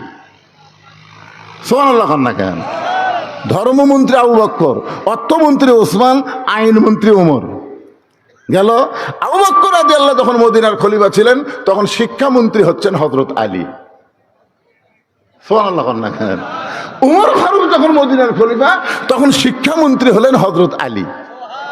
ওসমান গনি যখন মদিনার খলিফা তখনও শিক্ষামন্ত্রী হচ্ছেন হযরত আলী। মানে শিক্ষামন্ত্রী আলী থাকা অবস্থায় অন্য কাউকে দেওয়া হয়নি, কারণ সবচেয়ে বেশি শিক্ষা যার মধ্যে ছিল তার নামই হচ্ছে হযরত আলী। আর আমাদের বাংলাদেশে শিক্ষামন্ত্রীকে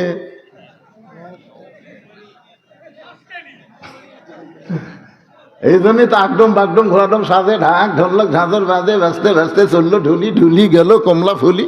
এই শালা মিথ্যা শিক্ষা দিয়ে মাস গেলে 50,000 টাকা বেতন গুনে নেয়। আর জালিকাল কিতাবুল আরাই ভাবে হুদালিল মুত্তাকিন এই হাফেজি মাদ্রাসার শিক্ষা দিয়ে মাস গেলে কেশিয়ারের দিকে তাকা থাকে। চাচা চাচা 30 দিন ইন্নাল্লাহা মা সাবিরিন, ধৈর্যশীলদের সঙ্গে আল্লাহ থাকে। ও তো খাই খাই করো কাবারে। হায় হায় রে, মাস গেলে 10,000 টাকা হাদিয়া দেয়, তাও আবার খাই খাই। কি ভাই রে, দোয়া করেন। সব জায়গা হলো শেষ। আগামীতে দেখবো কোরআনের বাংলাদেশ। কোরআন দিয়ে যখন বাংলাদেশ চলবে প্রত্যেকটা প্রাইমারিকে হাফিজি মাদ্রাসা বানানো হবে। জোরে গান কথা ঠিক কিনা? খায়রুকুম মান তাআল্লামাল কুরআন ওয়া আল্লামা। ওই ব্যক্তি সবচাইতে দামি সম্মানী যে কোরআন শিখেছে অপরকে কোরআনের শিক্ষা দেয়।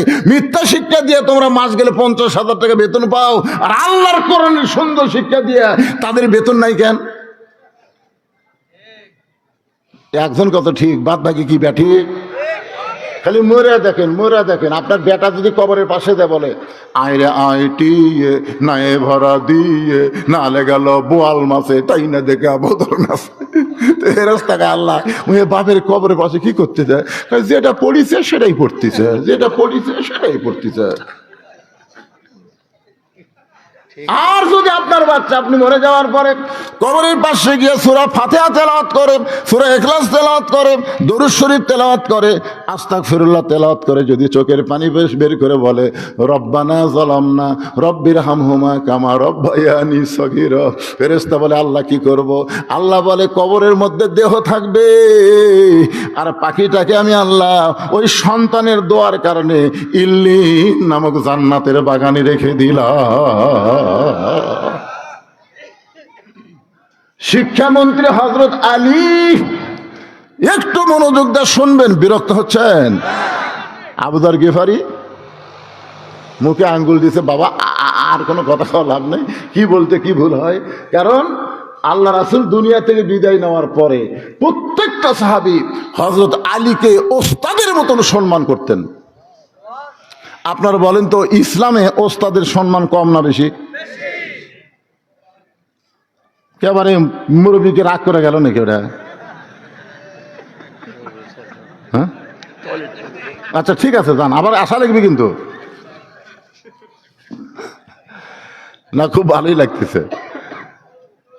একটা দৃষ্টান্ত শোনেন, নাম হলো নোমান ইবনে সাবেত, মাদ্রাসাত পড়ে। নাম কি? নোমান ইবনে সাবেত মাদ্রাসাত পড়ে, মরুভূমির দেশে মাদ্রাসা। ওস্তাদ একদিন নোমানের পায়ের দিকে তাকে দেখে জুতে নেই। ওস্তাদ কয়েকে এই রোদের ভিতরে মরুভূমির বাইরে জল উত্তপ্ত হয়ে যায়, খালি পায়ে যাওয়া আসা করিস, এই মাদ্রাসা ছুটি হলে তুই আমার কামরায় যাস তো। মাদ্রাসা সেই ছুটি হচ্ছে, নোমান ইবনে সাবেত হুজুরের কামরায়। হুজুর চৌকির তল থেকে একটা পুরাতন জুতা বের করে বলতেছে, এই জুতা আগে আমি পায়ের দিতাম বাবা, আর আমি পাওয়ার দেই না, এটা তোরে দিয়ে দিলাম, এটা পাওয়ার দিয়ে যাওয়া আসা করবো, তাও ওই উত্তপ্ত বালিকার তাপ তোর পায়ের তালুজ লাগবে না। ওস্তাদ নোমান ইবনে সাবেতকে পুরাতন কাফনের জুতা দেওয়াতে নোমান ইবনে সাবেত জুতা দুইটা হাতের মধ্যে নিয়ে যায় আর চিন্তা করে, যেই জুতা হুজুর পায়ে দিছে সেই জুতা যদি আমি পাওয়ার দেই তাহলে হুজুরের সামনে বেয়াদবি হবে। ইসলামে ওস্তাদের সম্মান আছে, আছে না নাই? বাড়িতে গিয়ে জুতা দুইটা পরিষ্কার করে ওই জুতার কাপড় খুলে নোমান ইবনে সাবেত মাথার টুপি বানাইছে। পরদিন সেই টুপি মাথার দিয়ে মাথার সাথে আল্লাহর কোরআন শরীফ বুকের মধ্যে নিয়ে ওস্তাদ খালি পায়ের দিকে তাকাই, কে রে আমার পুরাতন জুতা দেখে তুই ফেলে দিছ, আমার পুরাতন জুতা দেখে তুই ঘৃণা করে পাওয়ার দেশ নি, মনে মনে জবান খুলে বলে, নোমান মাদ্রাসা ছুটি হলে তুই আমার কামরাত যাবি। যেই মাদ্রাসা ছুটি হয়েছে নোমান ইবনে সাবেত কামরায়, ঘরের মধ্যে ঢোকার সঙ্গে সঙ্গে চামড়ার চাবুক দিয়ে পিটন শুরু। মারতে মারতে মারতে নোমানের চামড়া কাইটা রক্ত দিয়ে জামা ভিজে যায়। ওস্তাদ এক সময় বলে, বেটা রে, আমার হাতে যদি টাকা থাকতাম তোরে নতুন জুতা আমি কিনে দিতাম, কিন্তু পুরাতন জুতা দিছি বলে তুই জুতা ফাইলা দিয়া ঘৃণা করে জুতা পায়ে দিসনি, এই জন্যই তোকে এত মারতেছি, তুই যে কিছুই বলিস না। নোমান ইবনে সাবেত বলে, হুজুর আপনি শুধু আমার পায়ের দিকে তাকান, একটা বার কি আমার মাথার দিকে আপনি দেখবেন না? ওস্তাদ মাথার দিকে তাকায় দেখে নোমান ইবনে সাবেত ওই জুতার কাপড় দিয়ে টুপি বানাইছে।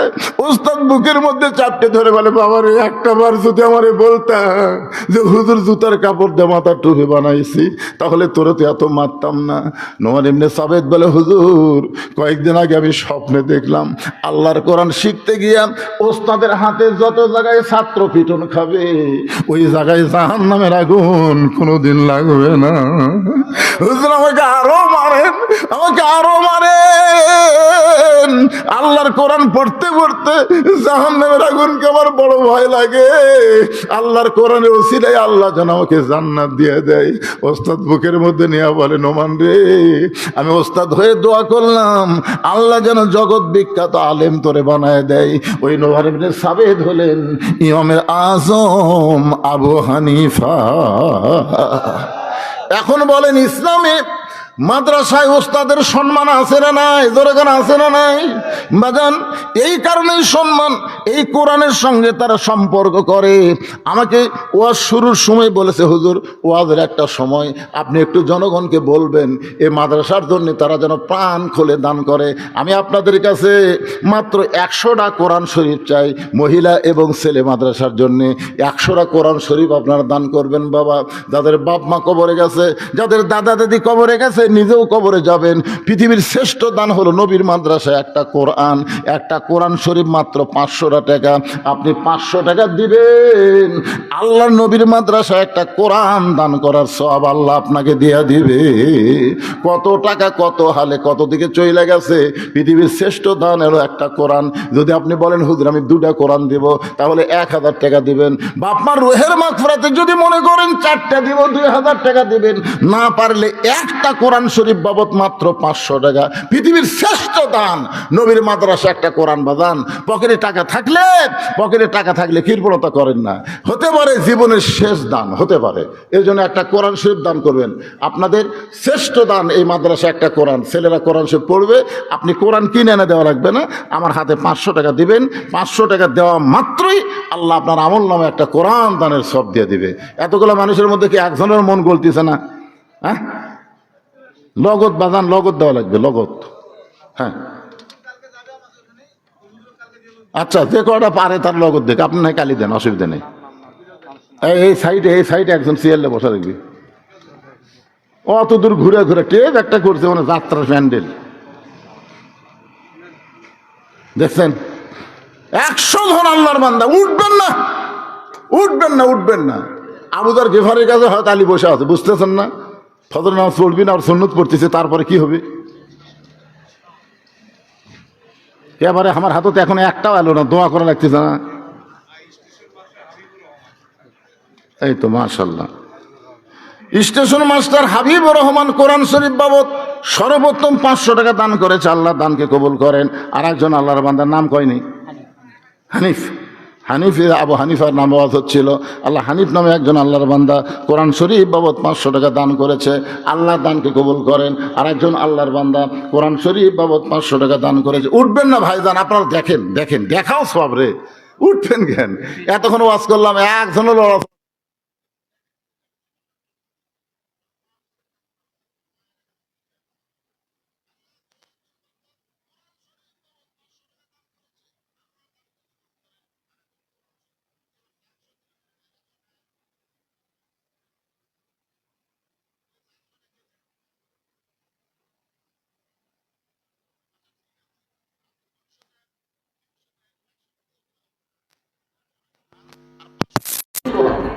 একটা কোরআন শরীফ পৃথিবীর শ্রেষ্ঠ দান।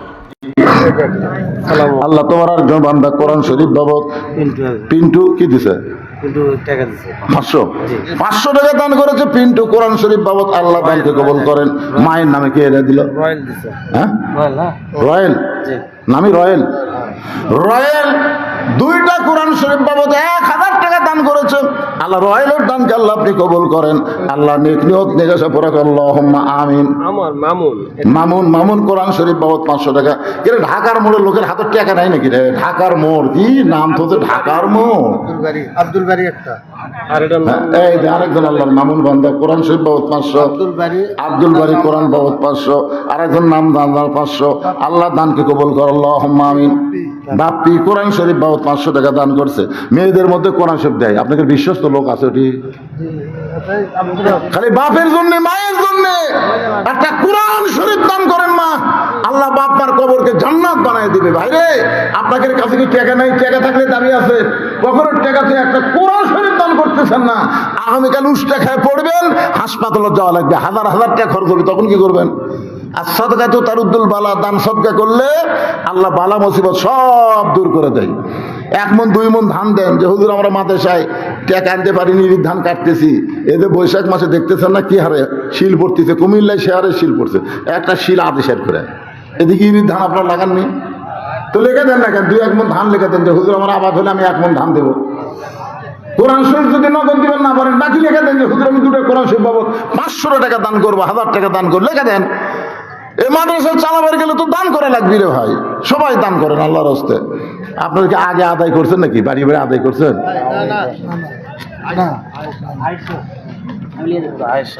এই দেখেন মাশাআল্লাহ, মেয়েদের মধ্যে পাওয়া গেছে, তাও নাম দেখছেন আয়েশা। নবীর আদরের বিবির নাম হলো আয়েশা। যে মা দান করলো তার নাম আয়েশা। মা আয়েশার সঙ্গে আল্লাহ এই আয়েশাকে আল্লাহ জান্নাত দিবেন। কোরআন শরীফ বাবদ 500 টাকা দান করছে। আল্লাহ দানকে কবুল করেন আল্লাহুম্মা আমিন। আলামিন। আল্লাহ কোরআন শরীফ বাবদ 500 টাকা দান করছে। আল্লাহ দানকে কবুল করেন আল্লাহুম্মা আমিন। ভাইজান, এই মাদ্রাসার বাচ্চারা, আমার জামাই একসময় গ্যাগ দিয়ে পাঠাচ্ছিল, শ্বশুর আর একবার দিবে। যে গায়ের দুধ একবারে হয় না তাকে 2 বানান দেওয়া লাগে। 2 বানান বোঝেন? একবারে হয় না, আবার বাসু ছাড়াইতে ফটকট টানতে আবার ঝকঝক করে। নাম বলার দরকার নেই। টাকা 500 দিতে তো আলহামদুলিল্লাহ। কোরআন শরীফ বাবদ 500 টাকা দান করছে। আর একজন আল্লাহর বান্দা 500 টাকা দান করছে। আল্লাহ দানকে কবুল করে আল্লাহুম্মা আমিন। দাদা দাদির জন্য কোরআন শরীফ বাবদ 500 টাকা এবং 20টা টাকা দান করছে। আল্লাহ দানকে কবুল করেন। দাদা দাদির জন্য দান করতেছে লাতি। আর আপনাকে বাপ মরেনি, আপনাকে মা মারা যায়নি, একটু দয়া হয় না বাপমার জন্য যে হুজুর আজকে কোরআনের মাহফিল এসে বাপমার রুহের মাগফিরাতে একটা কোরআন শরীফ বাবদ 500 টাকা দিয়ে দিলাম। পৃথিবীর শ্রেষ্ঠ দান আল্লাহর কোরআন, নবীর মাদ্রাসায় দেওয়া। কোরআন শরীফ বাজারে দেওয়া লাগতেছে না। 500 টাকা দিলেই একটা কোরআন দানের সওয়াব আল্লাহ আপনাদের আমল নামে দিয়ে দিবে। এই মাদ্রাসার বাচ্চারা ভিতরে যাও, 10 টাকা 20 টাকা 50 টাকা 100 টাকা যে যা পারবে যাও যাও যাও ভিতরে যাও। এই মাদ্রাসার বাচ্চারা কোথায় রে? এক বাচ্চা এক ব্যাগ লেবু করতেছে।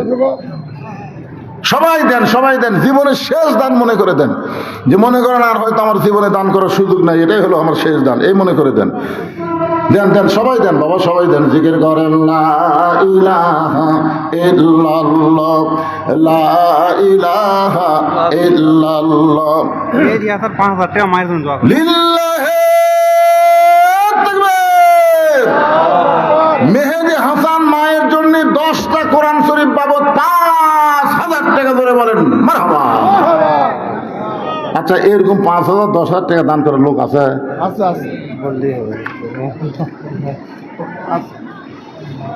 কোরআন শরীফ চাচ্ছি তাই চাতে না। মাদ্রাসার সভাপতি, সেক্রেটারি, কেশিয়ার, সদস্যরা দান করছে সব। মাদ্রাসার কমিটি নাই, কমিটি নাই, সভাপতি করছে। ও কমিটি বলে নাই, পিছন থেকে একজন হচ্ছে কমিটি নেই।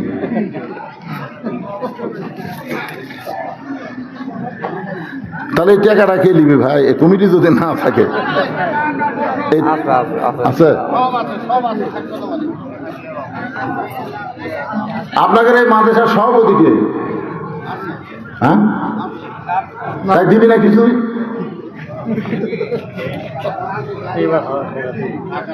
হ্যাঁ, ও ঢাকা খেয়েছেন আজকে মাহফিলের জন্য সভাপতি কানবার পারে না। আপনার উঠে চলে যাচ্ছেন কেন?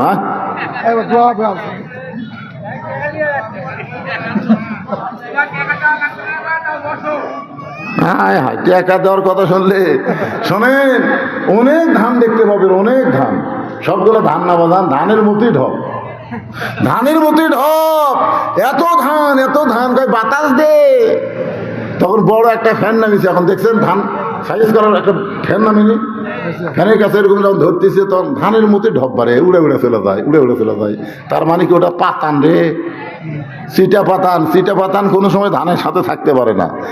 যখন মাদ্রাসার কালেকশন শুরু হয় এই সিটা পাতান গুলা উড়ে যায়, উড়ে যায়। আর ওয়াজি হবে না, কিসের মাদ্রাসা টিকায় রাখতে হবে, টিকায় রাখতে হবে। কারণ মাদ্রাসা তো সরকারি টিকাবে না, আপনাকেও টিকে রাখার লাগবে, বুঝলেন না? আপনাদের মতন আল্লাহওয়ালা মানুষ আছে বলে এখনো মাদ্রাসা টিকে আছে। সবাই একটু জিকির করেন, আমি আবার আলোচনায় ফিরে আসতেছি। লা ইলাহা ইল্লাল্লাহ, লা ইলাহা ইল্লাল্লাহ, লা ইলাহা ইল্লাল্লাহ, লা ইলাহা ইল্লাল্লাহ, লা ইলাহা ইল্লাল্লাহ, লা ইলাহা, লা ইলাহা ইল্লাল্লাহ মুহাম্মাদুর রাসূলুল্লাহ সাল্লাল্লাহু আলাইহি সাল্লাম। হযরত আলী বলতে সাবধান, আমি এশার নামাজ সময় নবীকে বলেছি আমি ফজরের নামাজ পড়বো না, তাই বলে কি ফজরের সুন্নত পড়া যাবে না? সঙ্গে সঙ্গে আবু জাহর মুখে আঙ্গুল দিছে যে শিক্ষিত মানুষের সঙ্গে তর্ক করা যাবে, যাবে নাকি? হযরত সম্পর্কে রাসূল বলেছেন আনা মাদিনাতুল ইলমি ওয়া আলিউ বাবুহা। তিনি কত বড় শিক্ষিত ছিলেন। ওমর ফারুক যখন মদিনার খলিফা ছিলেন তখন হযরত আলী ছিলেন শিক্ষামন্ত্রী। ওমর ফারুক একবার জেরুজালেমে গেছিলেন, আপনার ইতিহাস সবাই জানেন। রাখালকে উটের পিঠে চড়ে দিয়েছেন আর ওমর ফারুক রশি ধরে জমিনে দাঁড়িয়ে আছে। জেরুজালেমের খ্রিস্টানরা মনে করলো যে জেরুজালেম নিয়ে এখনো ফিলিস্তিনের উপরে কিন্তু নানা রকম নির্যাতন হচ্ছে। জোরে করার কথা ঠিক কিনা ভাই রে? জেরুজালেমের খ্রিস্টানরা মনে করলো উটের পিঠে যিনি বসে তিনি হলেন খলিফা, আর রশি ধরে যিনি জমিনে দাঁড়িয়ে আছেন তিনি হলেন রাখাল। এই জন্য জেরুজালেমের লোকেরা আভ্যর্থনা করার জন্য একটা চকিয়া এনে উটের গায়ের সঙ্গে লাগাই দিয়া একজন হামাগুড়ি দিয়ে বললেন, আমির আল মুমিনিন, মুসলমানদের আমির, আপনার উটের পিঠ থেকে যদি নামতে কষ্ট হয় চকিয়ার উপরে পা দেয়া, তারপরে পিঠের উপরে পা দিয়ে আস্তে করে নামেন। রাখাল ছোট বাচ্চার মতন কান্না শুরু করেছে। জেরুজালেমের খ্রিস্টানরা বলে কান্দেন কেন? বলে কান্দার কারণ হলো তোমরা হযরত ওমরকে চিনো না, আমাকে ওমর মনে করে তোমরা সম্মান দাও, কিন্তু নিচে দড়ি ধরে যিনি দাঁড়িয়ে আছে তিনি হলেন হযরত ওমর। খ্রিস্টানরা বলে এটা কেমনে হয়, এটা কেমনে হয়? রাখাল উটের পিঠে আর অর্ধ পৃথিবীর খলিফা জমিনে রশি ধরে দাঁড়ায়া। রাখাল বলতেছে আল্লাহর কোরআন অনুযায়ী যখন রাষ্ট্র চলবে তখন মানুষ এমন অধিকার পাবে সবাই সমান হয়ে যাবে। সঙ্গে সঙ্গে জেরুজালেমের খ্রিস্টানরা বলে যে ইসলাম এমন সমতা দেয়, এমন সমমান দেয়, আমরা আর খ্রিস্টান থাকবো না, আমরা সবাই মুসলমান হয়ে যাব। ওমর ফারুকের হাতে সমস্ত খ্রিস্টান যখন মুসলমান হয়ে গেল, ওই খ্রিস্টানদের মধ্যে একজন বেঁকা ছিল, বেঁকা। ওই বেঁকা খ্রিস্টান পাদ্রীর কাছে গিয়ে বলতেছে, আপনি তো দরবার গরম করতেছেন, আপনি ঘরের মধ্যে জিকির মারতেছেন, কিন্তু মদিনার ওমর এসে সব খ্রিস্টানকে মুসলমান বানায় গেছে। পাদ্রী দৌড়ে এসে ওমরকে বললেন, ওমর আমিও মুসলমান হবার চাই। ওমর ফারুক বললেন, আপনি খ্রিস্টান ধর্মযাজক, আপনি মুসলমান হলে তো আলহামদুলিল্লাহ। বলে আমি মুসলমান হওয়ার আগে তোমাকে 4টা প্রশ্ন করব, উত্তর দিবার পারলে মুসলমান, না হলে মুসলমান হব না। ওমর ফারুক বলে, পাদ্রী কি 4টা প্রশ্ন করবা? বলে 1 নম্বর প্রশ্ন হলো পৃথিবীর এমন কোন জায়গা সূর্যের আলো একবার পড়েছে কিয়ামত পর্যন্ত ওই জায়গায় সূর্যের আলো পড়বে না। আমার 2 নম্বর প্রশ্ন হলো পৃথিবীর এমন কোন কারাগার কয়েদি নিঃশ্বাস নেবার পারে না, এরপরও কয়েদি জীবিত থাকে। আমার 3 নম্বর প্রশ্ন হলো এমন কোন কবরটাও জীবিত, লাশটাও জীবিত। আমার 4 নম্বর প্রশ্ন হলো, পৃথিবীর এমন কোন দুই ভাই একই সঙ্গে জন্মগ্রহণ করেছে, আবার বহু বছর পরে একই সঙ্গে দুই ভাই মৃত্যুবরণ করেছে, কিন্তু এক ভাইয়ের চাইতে এক ভাই 100 বছরের বড়? এই দুইটা ভাইয়ের নাম বলা লাগবে। ওমর ফারুক বলে, পাদ্রী রে, এমন প্রশ্ন আমি জীবনে শুনি নাই, তাহলে উত্তর কেমনে দিব? পাদ্রী বলতেছে, তাহলে আমি মুসলমান হতে পারলাম না। ওমর ফারুক যখন জেরুজালেম থেকে মদিনাত আসলেন, শিক্ষামন্ত্রী আলীর সঙ্গে তার দেখা হয়ে গেল। আলী বলতেছে, আমির আল মুমিনিন, জেরুজালেমের খবর কি? বলে, খবর খুবই ভালো, শত শত খ্রিস্টান মুসলমান হয়ে গেল, কিন্তু একটা পাদ্রী মুসলমান হতে পারলো না। বলে, পাদ্রী কেন মুসলমান হইল না? বলে, আমাকে 4টা প্রশ্ন করেছে, উত্তর দিবার পারলে মুসলমান হতো, কিন্তু আমি উত্তর দিবার পারি নাই। আলী বলতেছেন, কি প্রশ্ন করেছে? বলে, 1 নম্বর প্রশ্ন হলো, পৃথিবীর এমন কোন জায়গা সূর্যের আলো একবার পড়েছে কিয়ামত পর্যন্ত পড়বে না, ওই জায়গার নাম কি? আলী মুস্কি মুস্কি হাসি আর বলে, আপনি কেন বলতে পারলেন না? মুসা আলাইহিস সালাম যখন সাগর পাড়ি দিচ্ছিল, এমন সময় সাগর রাস্তা হয়ে গেল, ওই সময় সূর্যের আলো সাগরের তলায় গিয়ে পড়ল। যখন ফেরাউন সাগর পাড়ি দিবার চাইল, ওই যে সাগর একত্র হয়ে গেল, কিয়ামত পর্যন্ত ওই জায়গায় সূর্যের আলো আর কোনোদিন পড়বে না। ওমর ফারুক চমকে বলে, আলী, পৃথিবীর এমন কোন কারাগার কয়েকদিন নিঃশ্বাস নেবার পারে না তারপরে জীবিত থাকে? আলী বলতেছে, মায়ের উদর সন্তান নিঃশ্বাস নেবার পারে না, এরপরও আল্লাহ সন্তানকে জীবিত রাখে। আলী রে, 3 নম্বর প্রশ্ন করেছে, কবরও জীবিত, লাশটাও জীবিত। আলী বলতেছে, কবর হলো মাছ, আর লাশটার নাম হলো ইউনুস আলাইহিস সালাম। বাংলাদেশের যিনি ক্ষমতার চেয়ারে বসে আছেন, তার নাম কি? ইউনুস নবীরে খাইল মাছেতে গিলিয়া, ফেরেশতা পাঠাইলেন আল্লাহ ইসমে আজম দিয়া, দমে দমে সে হরদম পড়ে সে ইসমে আজম, মাছেরই উদর হইতে বাঁচাইলা প্রাণ। ইউনুস যখন ক্ষমতায় বসলো, তখন ভারত মনে করলো হাসিনা তো বাংলাদেশ আমাকে গোলাম বানাতে গেছে রে। কিন্তু এই মরদ প্রথম খুবই হুমকি ধমকি দিল না? কারণ ভারত দিল কি দিল না? পেঁয়াজ বন্ধ করে দেব, আলু বন্ধ করে দেব, চিনি বন্ধ করে দেব। ইউনুসকে দে দে, ওরা সব বন্ধ করে দিয়ে ওরা এখন কাঁদতেছে, ভিসা বন্ধ করে দিয়ে ভারতের ব্যবসা হচ্ছে না, কোনো কিছু হচ্ছে না। বাইরে পশ্চিমবঙ্গের লোকেরা মাঝে মধ্যে সামনে ইউনুস একেবারে মুদি বুড়ে আঙুল দেখাচ্ছে, দেখ তোর ভারত আমার দরকার না, আমি চীনত যাই। ভাই যে 30টা প্রকল্প বাঁধ লিয়াচ্ছে, এত কিছু লিয়াচ্ছে, বলছেন ভারতের মোদি গলা থাকবে। আবার লালমনিরহাটে এমন একটা বিমানবন্দর তৈরি করতেছে, বুঝলেন, ভারত গ্রাস করতে, ভারতের যে 7 সিস্টার আছে ওটা সাইজ করতে বাংলাদেশের 1 দিনও লাগবে না। সুবহানাল্লাহ। হাসিনার হুমকি, খেঙ্গি কুত্তের হুমকি, ওরা লাভ আছে কিনা পাগলা? খেঙ্গি কুত্তা যখন হুমকি দেয় তখন কি করে, যে একটা বড় কুত্তা আছে 5 তলে নিয়ে আসবে, কথা ঠিক কিনা? হাসিনা হলো খেঙ্গি কুত্তে, ওর হুমকির কাম হবে। কি মনে করতেছেন ইউনুস সরকার আসার পরে দেশের উন্নতি হচ্ছে না অবনতি হচ্ছে? এতক্ষণ কয়বার জেনারেটর চালু করা লাগলো, এতক্ষণ কয়বার জেনারেটর, মানে 8 ঘন্টা পরে কারেন্ট নেই, 8 ঘন্টা পরে কারেন্ট নেই। জোরে কোন কথা শিখছে না, কারেন্ট যায়। রমজান মাসে গেছিল, এর আগে হাসিনার সময় ইফতার করবার কেবল বসে বিসমিল্লাহ করে মুখত দেবো, কারেন্ট নাই। তারাবির যায় কেবল 4 রাকাত নামাজ হতে কারেন্ট নাই। সেহের সময় পানি ভরে লিয়াচ্ছে, কারেন্ট নাই। কি শোনেন, মানুষ বুড়া হলে কাজ একটু ধীর গতিতে হবে। ওনার বয়স হলো 85 বছর, ধীর গতিতে কিন্তু সবাই ধরা পড়বি, আজও ধরা পড়ছে। ধরে কোন কথা দেখবে না, আস্তে আস্তে, ইন্নাল্লাহা মা'আস সাবিরিন, ধৈর্যশীলদের সঙ্গে আল্লাহ আছে বাজান। তো যেই কথা বলতেছে একটু মনোযোগ দিয়ে শোনেন। আবু যর গিফারী চুপ করে আছে,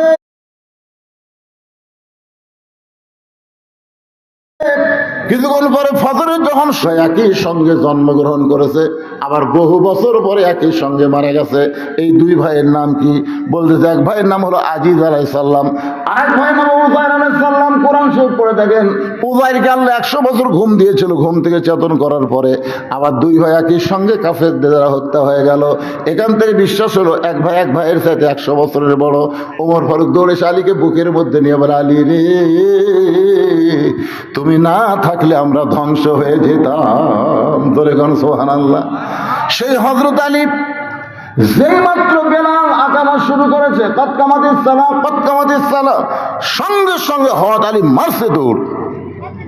এক দৌড়ে গিয়ে প্রথম কাতারে আবু বকর আর ওমর যে খাড়া আছে, ওই কাতারের মধ্যে দুই হাত ঢুকে দিয়ে চাড়া দিয়ে ভিতরে ঢুকে আল্লাহু আকবার। নবী ফজরের সালাম ফিরাই বলতেছে, আলী আলী এসার সময় কি করে গেলি? তুই এসার সময় বলে গেলি ফজরের নামাজ পড়বো না, আবার সামনে কাতারে তুই দেখতে পাই আবু বকর খালি মুখের তলে হাত দিয়ে মুসকি মুসকি হাসতেছে। কারণ আবু বকরকে আল্লাহ রাসূল আগেই বলে দিয়েছে, ধরে কোন কথা ঠিক কে না। আলী বলতেছে, ইয়া রাসূলুল্লাহ, বহু চেষ্টা করলাম ফজরের নামাজ পড়বো না, বহু চেষ্টা করলাম পড়বো না, কিন্তু আমি নামাজ পড়তে না চাইলে কি হবে, নামাজ আমাকে ছাড়লো না। ইয়া আইয়ুহাল্লাযীনা আমানু ইসতাঈনু বিস-সাবরি ওয়াস-সালাহ ইন্নাল্লাহা মা'আস-সাবিরিন। ধৈর্য নিয়ে আপনারা নামাজ পড়বেন, ধৈর্য ধৈর্য। নামাজের মধ্যে একটু ধৈর্য দিবেন, সূরা ফাতিহা একটু সুন্দর করে বলবেন, যে সূরা মিলাবেন একটু সুন্দর করে বলবেন, আল্লাহু আকবার বলা, আবার যখন দাঁড়াবেন সামি আল্লাহু লিমান হামিদা রব্বানা লাকাল হামদ একটু সময় দিবেন, সেজদা সুবহান রাব্বিল আলা বলে মাঝখানে বলে আল্লাহুম্মা ফিরলি ওয়ারহামনি ওয়াহদিনি ওয়ারযুকনি একটু সময় দিবেন। এভাবে ধীরে সুস্থে সুন্দর করে রুকু সেজদা বিশিষ্ট নামাজ আদায় করলে সেই নামাজই হবে ইয়্যাকা না'বুদু ওয়া ইয়্যাকা নাস্তাইন। আমরা যা চাই কিছুই চাই না, আল্লাহ তোমার হেদায়েত চাই, আর হেদায়েতের বিনিময়ে তুমি আমাকে হয়ে যাও, তুমি আমাকে হলে তুমি কি দিবা দাও। ধরে কোন সুবহানাল্লাহ। আল্লাহ আমাদের সবাইকে কবুল করুক, ফজরের নামাজ জামাতে আদায় করার তৌফিক দান করুক। সকলে ইস্তিগফার পড়ে এখনই মোনাজাত হবে, আস্তাগফিরুল্লাহ রব্বি মিন কুল্লি জামবি ওয়া তুবু ইলাই, আস্তাগফিরুল্লাহ রব্বি মিন কুল্লি জামবি ওয়া তুবু ইলাই, লা হাওলা ওয়ালা কুওয়াতা ইল্লা বিল্লাহিল আলিয়্যিল আযীম। ভাইরা কিছু বলবেন আপনি? আল্লাহুম্মা আমিন। আল্লাহুম্মা আনতাস সালাম ওয়া মিনকাস সালাম তাবারাকতা ইয়া যাল জালালি ওয়াল ইকরাম। হে আল্লাহ তাআলা, তোমার রহমতের দরজায় ফকির হয়ে আমরা হাত তুলেছি। আল্লাহ মাবুদ, কত সুন্দরভাবে আজকের মাহফিল হলো, উপরে কোনো সামিয়ানা নাই, তুমিও বৃষ্টি দাওনি, আবার ঝড়ও হয়নি, সুন্দর আবহাওয়ার মধ্যে আজকের মাহফিল হয়ে গেল। আল্লাহ মাহফিলকে কবুল করো, মাহফিল ওসিলাই মাদ্রাসাকে কিয়ামত পর্যন্ত কবুল করো। আজকের আলোচনার মধ্যে যদি কোনো ত্রুটি ভুল হয় মাফ করে দাও, জাহাদিয়া মঞ্জুর করো। সোনার মদিনায় নবী পাকের রওজা মুবারকে আল্লাহ কবুল করে নিও। तमाम আম্বিয়ায়ে কেরাম, আসহাবে কেরাম, তাবিনী কেরাম, তাবিনী কেরাম, तमाम পৃথিবীর মাটির নিচে যত মুমিন মুমিনাত শুয়ে আছে আল্লাহ সকল আর ওয়াফরে হাদিয়া কবুল করো। আমরা যারা হাত তুলেছি, আমাদের জনম দুঃখনী মা, আমাদের বাবা যাদের কবরে চলে গেছে, আল্লাহ মেহেরবানি করে বাপ মার কবরকে জান্নাতের টুকরা বানিয়ে